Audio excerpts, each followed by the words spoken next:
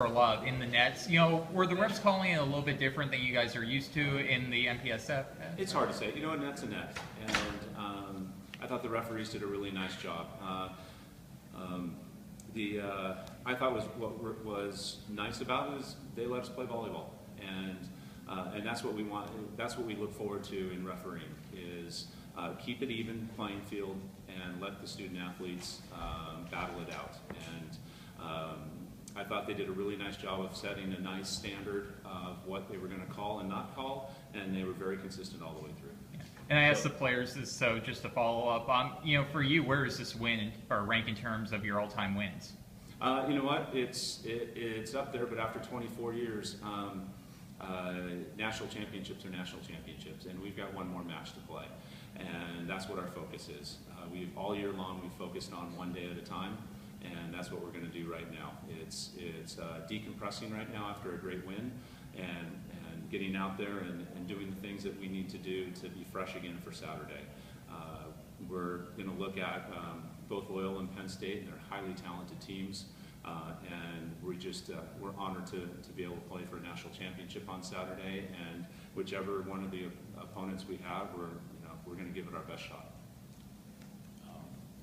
Shaw's pretty amazing for a freshman, some of the plays he made, especially in that fifth set. Can you talk about He's even better as a sophomore now. So he is. Yeah. Well, either or. Yes, and you know what?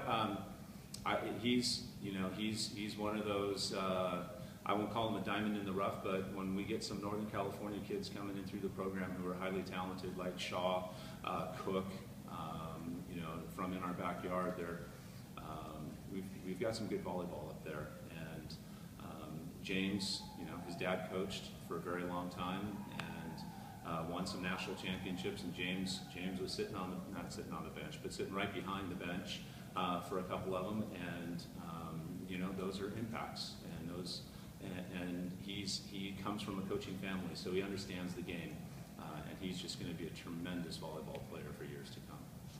Then also the fourth set. I mean, you guys were up against it right there and made some big plays. Talk about that. Yeah, and you know what? It's about staying in the moment. We talk about it a lot. It's not overthinking. It's not thinking your career's over with. It's not predetermining where you're going to hit the next ball. It's just taking it one step at a time. And we just call it process. We go through a process every time we run our offense or defense, and it's just going through that process and that routine over and over and over again. And then finally, this is hard to beat somebody 4 times, huh? It is hard to beat somebody 4 times, and you know what? They had us. We made some really good plays, and I thought Conrad Kaminsky served really well at the end of Game 4 and gave us the opportunity to go to 5.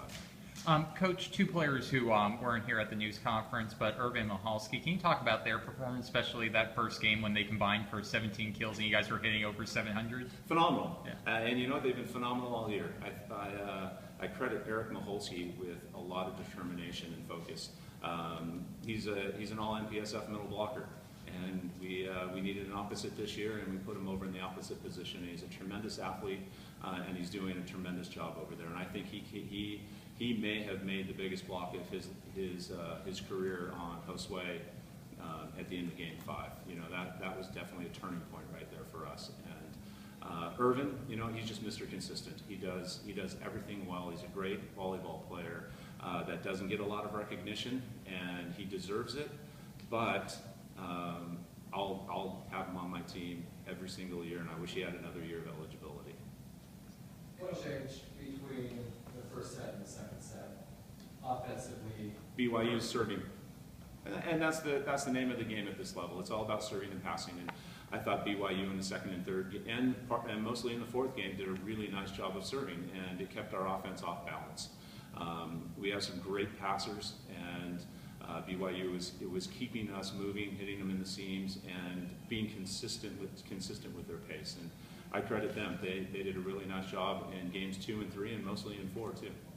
Did you have a game plan against Taylor that you didn't have maybe in the previous 3 matches coming into tonight? It's always been the same. It's jump training. Can we jump higher to get up to his altitude? And he's talented, and I don't know what he hit tonight, but he's amazing. And the game plan against him is take away his favorite shot and hope that we can dig some other ones. He puts a whole lot of pace on the ball. He hits it really high, and you know what? We got him once, and that was the one we needed. Coach, yesterday you made a big deal about talking about how it would come down to serves and who could serve better. You guys came out and had 21 service errors to their 15. What do you need to do in order to get better for the championship game? Keep it in the court. Yeah, and it's not. You know, I think sometimes student athletes get caught up in the moment, and they think they can score 2 points on one serve. But you know, it goes back to you're trusting your process. And 21 service errors won us a match tonight. And so, is that too many service errors? No, because we won, and we kept their offense off balance. And we also have to realize that missing a serve doesn't allow them to run their offense and take a swing, which doesn't allow them to get in a rhythm either. So I'm not going to say there's benefits to missed serves, but I don't find them as critical of an error as others. What are your thoughts about having the play-in match on Tuesday night? And Loved it. how it changes the tournament for you? You've been away from Northern California now for 10 or 11 days. Loved it. I thought it was great. It's great to have an opportunity that Conference Carolinas now have an automatic qualifier into the tournament. I thought they did a really nice job on Tuesday, and I love the play-in match. Hopefully it's here to stay, and bracket expansion is next. And there's a lot of highly talented teams and players out there that we would love to have an opportunity for them to play here. Coach, one player hasn't been brought up, but when you put up 19 digs in the men's game, I feel like you need to bring him up a little bit. Grant Delgado, can you just talk about his play tonight in the back row? He's our other unsung hero. Doesn't get a lot of press, but you know what? I love soccer players. And he grew up in a soccer family. Great feet, great movement, quickness, and that's what he's all about. And he's truly matured into one of the top liberos in the country. He doesn't get recognized, but he is Mr. Consistent for us. And he was his freshman year. He watched Jordan Afuku and a guy named Eric Soji for a year and got to train and have tutelage under them, and he really took it to heart. And you're seeing a lot of those players' abilities in Grant now, setting the quick offense off of a dig, off a Shaw, and doing those types of things that comes from Eric and Jordan also. So I think he's just doing a tremendous job right now. Yeah, and final question from me. You know, how excited are you to transition from having to prepare for Taylor Sanders to in a couple of years seeing him play for Team USA in the Olympics and cheer him on there? Oh, of course. I mean, you know what?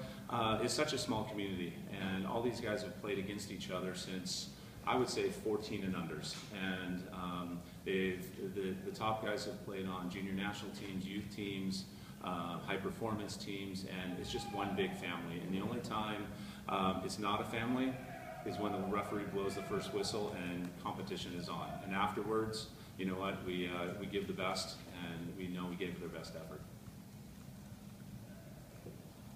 Anything else for Coach?